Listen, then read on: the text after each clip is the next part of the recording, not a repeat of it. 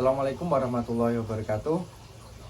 Perkenalkan, nama saya Muhammad Rifki Setiawan dengan NIM 2019-53092. Pada kesempatan kali ini saya akan menyelesaikan tugas kelompok dari mata kuliah SPK atau Sistem Pendukung Keputusan. Tugas kali ini yaitu tugas kelompok. Di sini saya tidak sendiri, saya bersama dengan 5 teman saya. Yang pertama ada Mas Rafli Suryawibowo dengan NIM 2019-53026. Lalu ada Mas Muhammad Nur Faizin dengan NIM 2019-53089. Lalu ada Mas Novian Arif Pratama dengan NIM 2019-53093. Dan ada Mas Jerry Saputra dengan NIM 2019-53110. Pada presentasi kali ini kita akan membahas mengenai analytical hierarchy proses atau yang disebut dengan AHP. Oke, kita masuk ke dalam materinya. Analytical hierarchy process atau AHP itu dikembangkan oleh Profesor Thomas L. Saati, yaitu seorang guru besar matematika dari University of Pittsburgh pada tahun 1970. AHP ini merupakan metode pengambilan keputusan yang melibatkan sejumlah kriteria dan alternatif yang dipilih berdasarkan pertimbangan semua kriteria terkait, atau yang itu adalah kata-kata yang dikemukakan oleh Saati. Lalu kriteria memiliki derajat kepentingan yang berbeda-beda. Demikian pula halnya alternatif memiliki preferensi yang berbeda menurut masing-masing kriteria yang ada. Kita lanjut. Ini ada prinsip pokok AHP. Ini adalah gambarannya.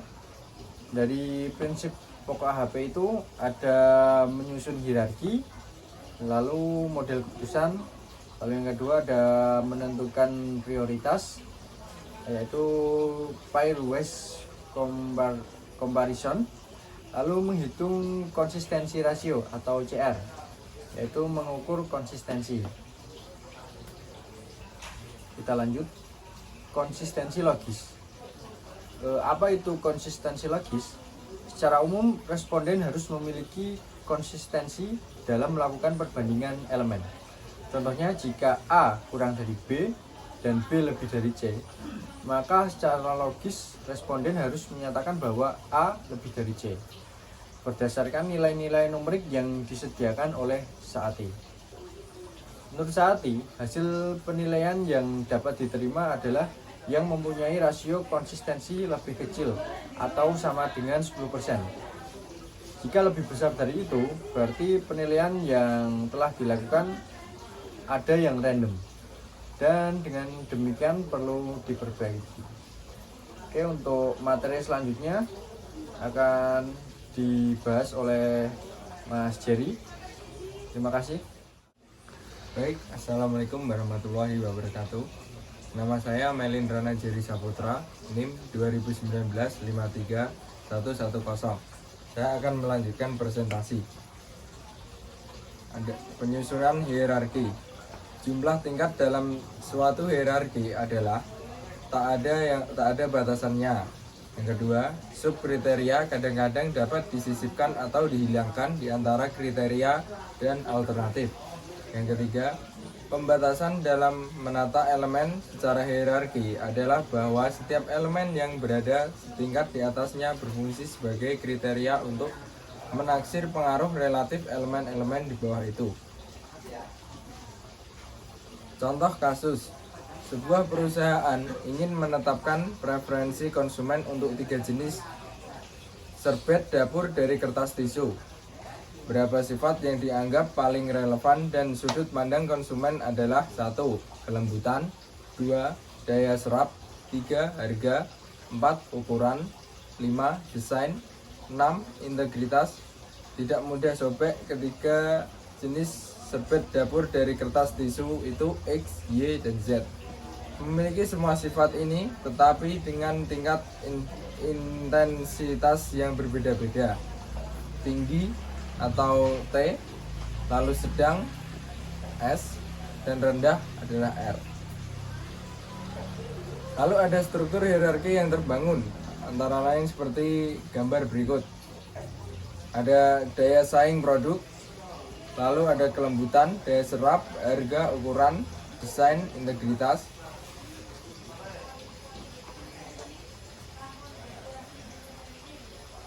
Lalu ada tujuan. Tujuan memilih sekolah. Kriteria PMB, LP, KS, PK, ada KUA, KM. Terus ada alternatif sekolah A, sekolah B, dan sekolah C. Lalu ada lagi manfaat komputer rumah. Tingkat 1 fokus itu manfaat komputer rumah. Lalu tingkat 2 fokus ada bisnis, pendidikan, hiburan, pribadi. Lalu tingkat 3 fokus kapasitas memori, ketersediaan perangkat lunak, kapasitas ekspansi, lalu bahasa pribadi. Tingkat 4 alternatif, pilihan A, pilihan B, dan pilihan C. Selanjutnya akan dibahas oleh Mas Faiz. Assalamualaikum warahmatullahi wabarakatuh. Saya nama Muhammad Nur Faizin, NIM 2019-53089. Di sini saya akan melanjutkan presentasi sebelumnya dari Mas Jerry tentang skala penilaian perbandingan berpasangan atau SAT 1988. Nilai 1, keterangan kriteria alternatif A sama penting dengan kriteria atau alternatif B. Nilai 3, A sedikit lebih penting dari B. Nilai 5, A jelas lebih penting dari B. Nilai 7, A sangat jelas lebih penting dari B. Nilai 9, mutlak lebih penting dari B. Nilai 2, 4, 6, 8, keterangan apabila ragu-ragu antara dua nilai yang berdekatan. Berikutnya adalah langkah-langkah metode AHP. Langkah-langkah yang pertama, mengidentifikasi masalah. Kedua, menyusun struktur hierarki atau diawali dengan tujuan umum.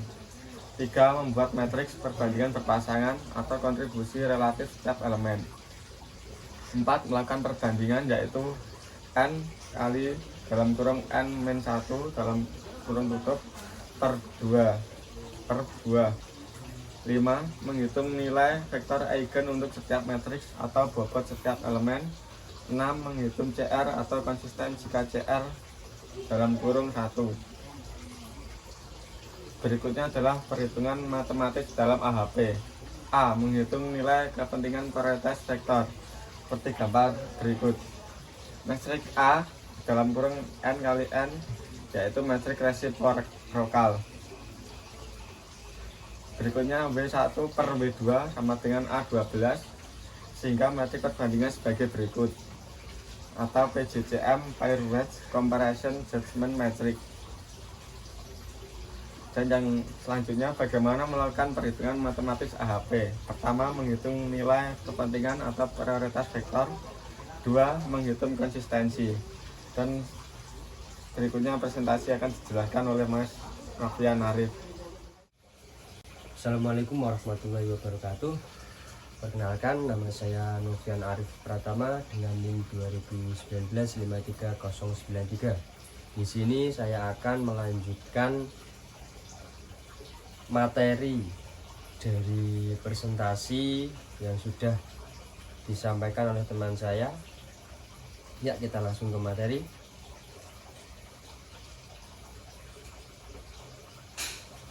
Berikut merupakan contoh dari bagaimana melakukan perhitungan matematis AHP. Yang pertama, setelah penyusunan hierarki selesai, maka langkah selanjutnya adalah melakukan perbandingan antara elemen-elemen dengan memperhatikan pengaruh elemen pada level di atasnya. Di sini contohnya seperti yang ada di tabel 1, perbandingan kepentingan level 2. Ya, tabel seperti yang ada di gambar. Ya, dan yang kedua, nilai pada tabel 1 disintesis dengan jalan menjumlahkan angka-angka yang terdapat pada setiap kolom. Setelah itu, angka dalam setiap sel dibagi dengan jumlah pada kolom yang bersangkutan. Ini akan menghasilkan matriks yang telah dinormalkan. Seperti yang ada di gambar. Nah, kita lanjut ke cara menghitung konsistensi. Yang pertama, melakukan perkalian matriks antara matriks perbandingan atau yang berada pada tabel 1 dan vektor prioritas atau yang ada pada tabel 2. Ya, seperti yang ada di gambar dalam materi. Dan selanjutnya, nilai masing-masing sel pada vektor tersebut dibagi dengan nilai masing-masing sel pada vektor prioritas. Di sini contohnya 0,41 dibagi dengan 0,13 yang hasilnya 3,15, dan 0,64 dibagi 0,21 yang hasilnya 3,5, dan 2,02 dibagi 0,66 yang hasilnya 3,06. Yang ketiga, mencari nilai dari lambda max dengan perhitungan sebagai berikut. Antara 3,15 ditambah 3,5 ditambah 3,6 dibagi 3 dan hasilnya 3,9. Yang keempat, menghitung nilai konsistensi indeks atau CI. Di sini hitungannya lambda max dikurang n dibagi n-1 sama dengan 3,09 dikurangi 3 dibagi 3 kurang 1 menjadi 0,09 dibagi 2 sama dengan 0,045. Yang kelima, menghitung nilai konsistensi rasio atau CR berdasarkan nilai random index atau RI. Ya, perhitungannya rumusnya CI dibagi RI yaitu 0,045 dibagi 0,58 yang hasilnya menjadi 0,08. Nilai 0,08 ini menyatakan bahwa rasio konsistensi dari hasil penilaian pembandingan di atas mempunyai rasio sebesar 8%, sehingga penilaian di atas dapat diterima karena lebih kecil dari 10% atau 1.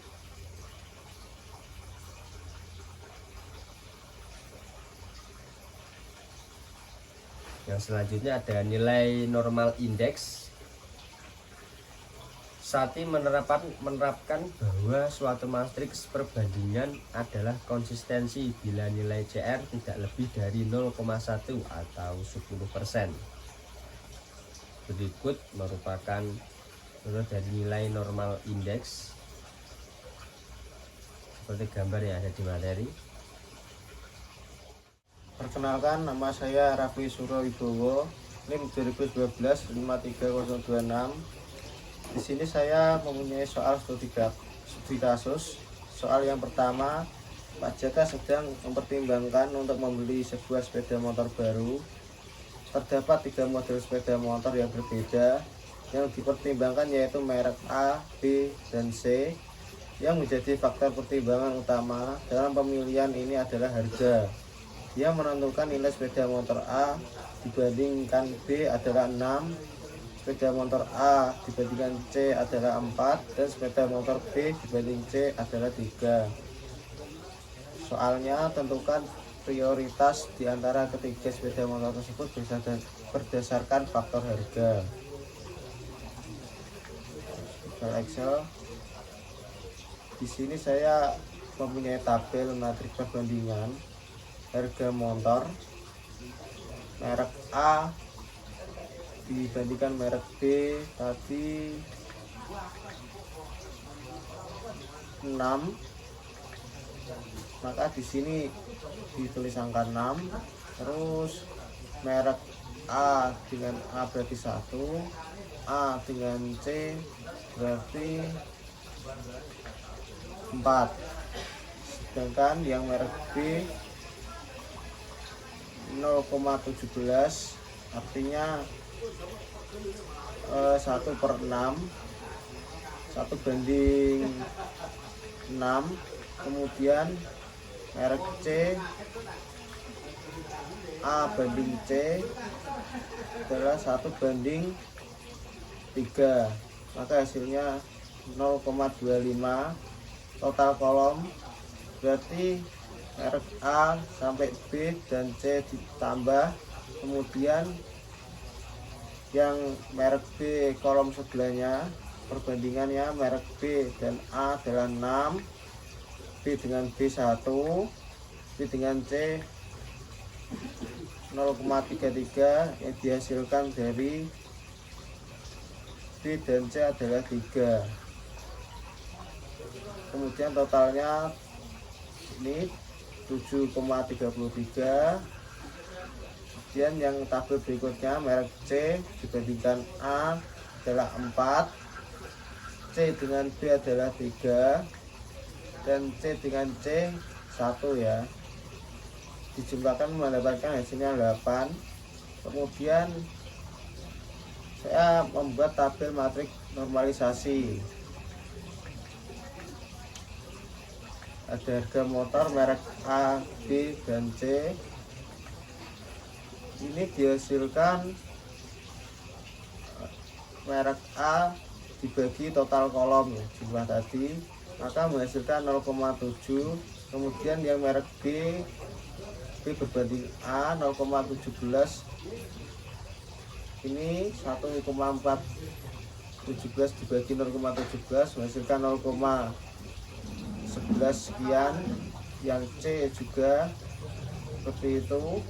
Kemudian kolom berikutnya yang merek B berbanding A 7,33 dibagi 6 hasilnya 0,8181. Kemudian 7,33 dibagi 1 0,1363 sekian. Yang merek C dihasilkan dari merek B 0,33 ini 7,33 dibagi 0,33 menghasilkan 0,04. Yang merek C 8 dibagi 4 ini 0,5. Yang merek C banding B 8 dibagi 3 sehingga 0,375. Merek C banding C 1 berarti 8 bagi 1 sehingga 0,125. Di sini metrik finalnya berarti rata-rata setiap baris merek A dihasilkan dari rata-rata jumlah merek A ini dibagi 3 mendapatkan hasil 0,74. Kemudian yang merek B sama jumlah, kemudian dibagi 3. Terus yang merek C juga 0,17 ditambah 0,045 ditambah 0,125 dibagi 3 mendapatkan hasil sekian. Selanjutnya soal kedua. Dina adalah mahasiswa S1 salah satu perguruan tinggi swasta di Bandung yang telah lulus akhir tahun ini. Dia berencana akan langsung meneruskan pendidikan S2. Dia sudah diterima di 3 universitas ternama dan telah melakukan evaluasi dengan informasi sebagai berikut. Keterangannya skor 1 itu rendah, 10 tinggi. Untuk setiap kriteria Dina memberikan bobot tertentu, yaitu biaya kuliah tertinggi 0,6, reputasi 0,2, biaya hidup 0,2. Di universitas mana yang sebaiknya dipilih Dina? Di sini saya sudah membuat tabel evaluasi. Di sini ada faktornya yang telah dijelaskan di PowerPoint tadi, yaitu biaya kuliah, reputasi, biaya hidup, dan universitas yang dipilih. Di sini Universitas A biaya kuliahnya 2,4, Universitas B biaya kuliahnya 4,8, C biaya kuliahnya 4,2. Dan reputasi Universitas A 1,8, Universitas B reputasinya 1, C 1,2. Biaya hidup Universitas A 1,4, B 1,4, C 0,6. Evaluasi terbobotnya jadi 0,24 ditambah 1,8 ditambah 1,4 dihasilkan 5,6 menggunakan rumus Excel sama dengan sum ya. Di sini B menghasilkan 7,2, C 6. Jadi keputusannya Gina memilih Universitas B karena nilai evaluasi terbobotnya paling tinggi ya, 7,2. Sekian presentasi dari saya. Terima kasih. Ya, sekian dari kelompok kami. Apabila ada kekurangan maupun kesalahan dalam proses penyampaian materi maupun dalam proses pembuatan video, kami mohon maaf yang sebesar-besarnya.